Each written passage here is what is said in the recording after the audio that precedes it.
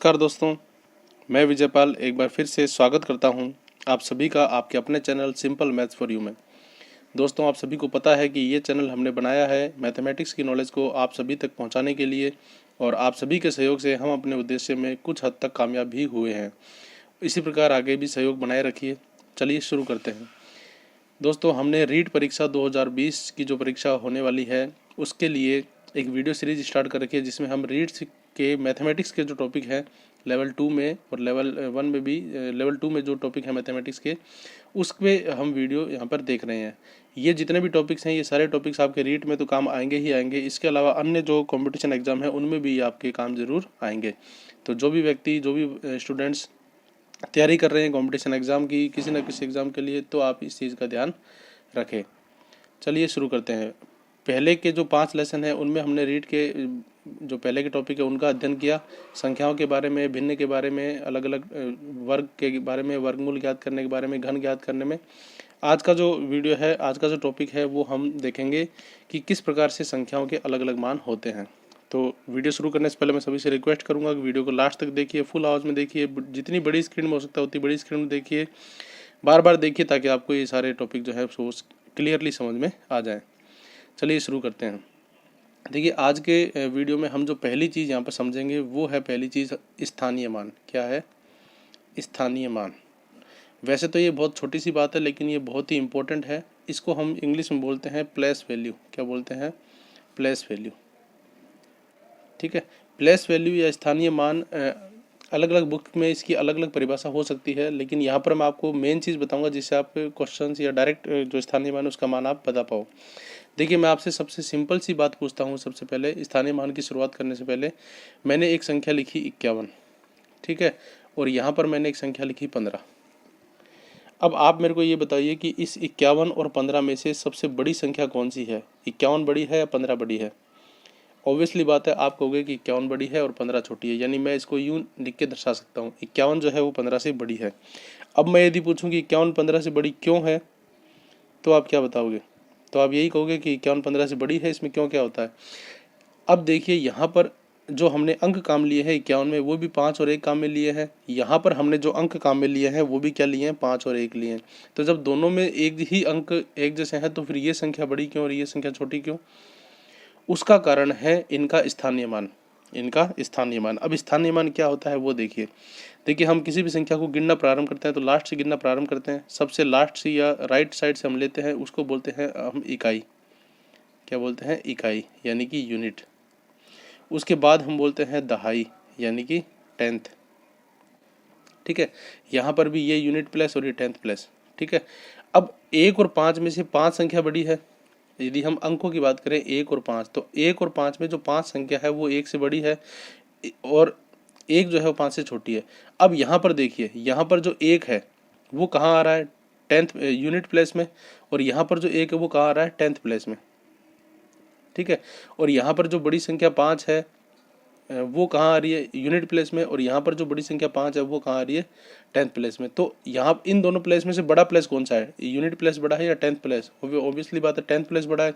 तो tenth place पे बड़ी वैल्यू कौन सी है? टेंथ प्लेस पे बड़ी वैल्यू 5 है, तो इसका मतलब ये बड़ी होगी। यानी संख्या छोटी है या बड़ी, ये तो निर्भर करता ही है, लेकिन साथ साथ में ये भी निर्भर करता है कि वो संख्या कहाँ है, उस संख्या का स्थानीय मान क्या है, वो कौन से स्थान पे है, उससे भी संख्याओं का छोटा बड़ा होना निश्चित होता है।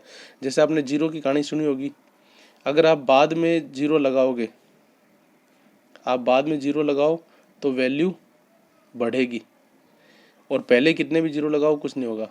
पहले जीरो लगाओगे तो क्या होगा? कुछ भी नहीं होगा पहले जीरो लगाने से। जैसे मैंने 5 लिखा, अगर मैं इस 5 के पहले जीरो लगा दूं तो कोई फर्क नहीं पड़ेगा, लेकिन अगर मैं इस 5 के बाद में जीरो लगा दूं तो संख्या में फर्क पड़ जाएगा। यही कारण होता है स्थानीय मान का, क्योंकि यहाँ पर पहले जीरो लगाने से इसका स्थान नहीं बदला, और यहाँ पर बाद में जीरो लगाने से इसका स्थान बदल गया। यानी किसी भी संख्या का जो स्थान का मान होता है, किसी भी संख्या का जो स्थान का मान होता है, प्लेस की वैल्यू होती है, उसे हम क्या बोलते हैं? स्थानीय मान बोलते हैं, किसी भी संख्या के प्लेस की वैल्यू। अब उसे हम कैसे निकालेंगे वो देखिए।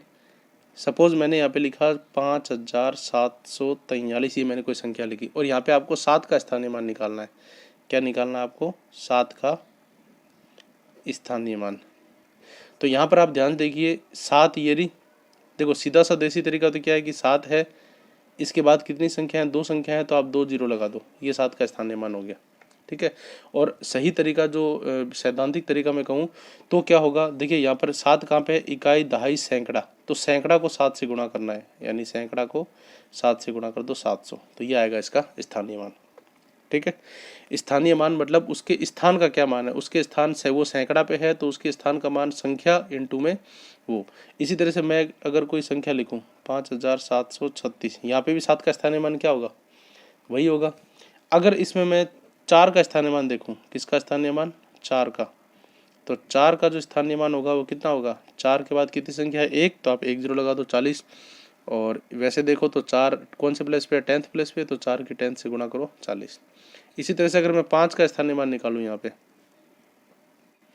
क्या निकालूं, 5 का स्थानीय मान, तो 5 का स्थानीय मान क्या होगा, यहाँ पे देखिए 5 और 5 के बाद कितनी संख्या है, 1 2 3, तो यहाँ पर 1 2 3, ये हो गया स्थानीय मान 5000। और ये वैसे देखें तो 5 इंटू में 5 कौन से स्थान पर है, 1000 के स्थान पर, तो 5 की मल्टीप्लाई कर दो 1000 से, यानी ये हो जाएगा 5000। तो इस तरह से स्थानीय मान आप निकाल सकते हो, और ये होता है स्थानीय मान, यानी उसके स्थान का मान कि वो 10th प्लेस पे है, यूनिट प्लेस पे है, किस पे है। तो ये बहुत काम की चीज़ है, कई जगह पूछा जाता है, तो आपको अब की जब भी ये पूछें तब आपको ये ध्यान रखना है। ठीक है। उसके बाद चलते हैं हम स्थानीय मान में मैं एक चीज़ और बता दूं कि दशमलव संख्याओं का भी स्थानीय मान होता है, लेकिन वो बहुत कम पूछा जाता है। सपोज 5.23 है। ठीक है। अब मैं अगर 3 का स्थानीय मान निकालूं, यहाँ पे क्या निकालूं, 3 का स्थानीय मान, तो यहाँ पर देखिए आपको क्या करना है, 3 कौन से प्लेस पे है, 3 यहाँ पर पॉइंट के बाद, क्योंकि ये इकाई है, ये 10वां स्थान है और ये 100वां स्थान है, तो ये है सैकड़ा पे, लेकिन ये पॉइंट के बाद सैकड़ा पे, तो 100वें स्थान पे होगा, तो ये आपको इस तरह से करना पड़ेगा। तो 3 का स्थानीय मान क्या आएगा, 3/100, या इसको अगर आप पॉइंटों में लिखना चाहो तो 0.03, या आप इसको वैसे लिखना चाहो देसी तरीके से, तो ये रहा 3 का स्थानीय मान निकालना है, और इससे पहले कितनी संख्या है, 0, तो यहाँ 3 को तो ऐसे कैसे लिख दो, और 0.0 यूँ लिख दो, 0.0, यानी जैसे उस संख्या के बाद में 0 लगाते थे, वैसे ही दशमलव में उस संख्या के पहले वाली संख्या में 0 लगा दो, वही उसका क्या होगा, स्थानीय मान। तो दशमलव संख्याओं का स्थानीय मान भी आप निकाल सकते हो, ये बहुत कम काम में आएगा दशमलव संख्याओं का स्थानीय मान निकालना, लेकिन फिर भी आप ध्यान रखना। ठीक है, ये हो गया स्थानीय मान। दूसरा हम देखते हैं जातीय मान। क्या होते हैं जातीय मान, या इंग्लिश में से कास्ट वैल्यू हम बोल सकते हैं, या शुद्ध वैल्यू भी इसे बोलते हैं। क्या बोलते हैं, शुद्ध वैल्यू भी बोलते हैं, या शुद्ध मान बोलते हैं। ठीक है। देखिए स्थानीय मान तो क्या था, उसके स्थान का मान, स्थान के हिसाब से मान बदल जाएगा, यानी अगर ये 7 इधर है तो ये इधर आएगा तो 70 हो जाएगा, स्थान बदलते स्थानीय मान बदल जाएगा। लेकिन जातीय मान क्या होता है, जातीय मान वही मान रहता है, वो नहीं बदलता। ठीक है। जैसे 5 है, क्या है 5, तो 5 का जो शुद्ध मान है, 5 का जो शुद्ध मान है वो 5 ही रहेगा, चाहे वो किसी भी स्थान पे आए। तो जातीय मान किसी संख्या का वही संख्या होती है, चाहे वो किसी भी स्थान पे हो, स्थान के उससे फर्क नहीं पड़ता। जैसे अगर मैं इसी संख्या में 5 7 4 3, इसी संख्या में अगर मैं 5 का जातीय मान पूछूं, क्या पूछूं, 5 का जातीय मान, तो यहाँ पे 5 का जातीय मान क्या होगा, 5 ही होगा, अलग अलग नहीं होगा। ठीक है। तो जातीय मान वही संख्या होती है, स्थानीय मान उसके स्थान के हिसाब से जो मान होता है वो उसका स्थानीय मान होता है। ठीक है। जातीय मान को जातीय मान भी बोल सकते हो, कास्ट वैल्यू भी बोल सकते हो, या शुद्ध मान भी बोलते हो। ठीक है। या इसको प्योर वैल्यू भी आप बोल सकते हो। शुद्ध का मतलब प्योर, बिल्कुल pure value, as it is वही वैल्यू। ठीक है। ये हुआ जातीय मान। इसी तरह से अगर मैं यहाँ पे इस 4 का जातीय मान पूछूं, तो 4 का जातीय मान तो 4 होगा और स्थानीय मान 40 होगा। इस तरह से आप बता सकते हो। ठीक है। उसके बाद चलते हैं हम तीसरी चीज़ जो हम देखेंगे वो है योज्य तत्समक। क्या है, योज्य तत्समक। देखिए योज्य तत्समक एक बहुत ही आवश्यक चीज़ है, बहुत ही ज़रूरी चीज़ है और बहुत ही इंपॉर्टेंट चीज़ है। जैसे जैसे आप हायर लेवल मैथमेटिक्स में जाओगे तो योज्य तत्समक आपके बहुत काम आएगा। अब देखिए योज्य तत्समक वैसे तो बिल्कुल सिंपल है, लेकिन क्या होता है इसकी, इसकी जो व्यवस्था है वो क्या है, क्या इसका उद्देश्य है, वो आप ध्यान से समझना।